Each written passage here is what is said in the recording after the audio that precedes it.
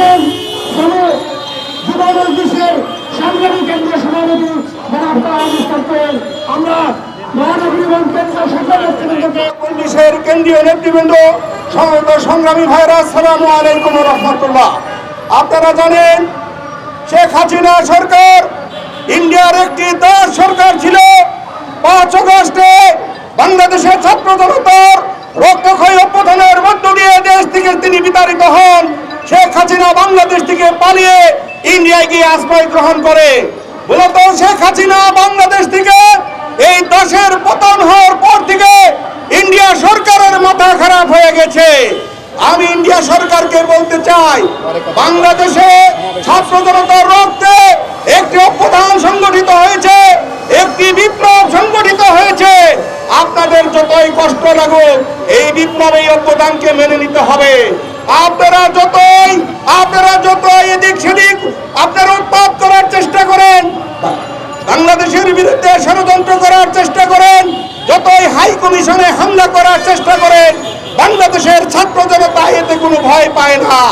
বাংলাদেশের ছাত্র জনতাকে দেখেছেন কিভাবে তারা শেখ হাসিনার সেই সময়ের সশস্ত্র পুলিশ বাহিনীর বুলেটকে মোকাবেলা করে, বিডিআরের বুলেটকে মোকাবেলা করে, আওয়ামী সন্ত্রাসের বুলেটকে মোকাবেলা করে বুক চিতিয়ে দাঁড়িয়েছিল রাস্তা।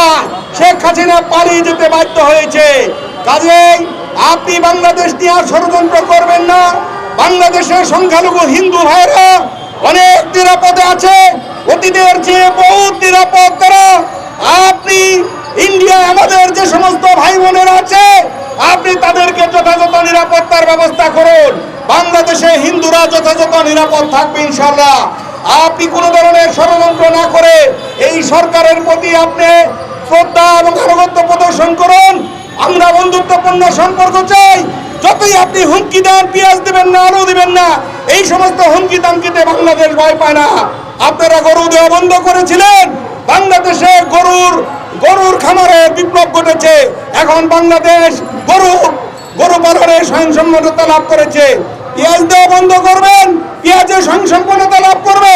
কোনো কিছু আটকে বাংলাদেশকে দমাতে পারবেন না ইনশাআল্লাহ। আমরা ঐক্যবদ্ধ থাকবো। ইন্ডিয়ার বিরুদ্ধে যে কোনো ষড়যন্ত্রের রাজপথের সামনে মোকাবেলা করবে ইনশাআল্লাহ। সবাইকে উদাত্ত আহ্বান জানিয়ে বক্তব্য এখানে শেষ করছি। আমার তাওফীক ইল্লা বিল্লাহ।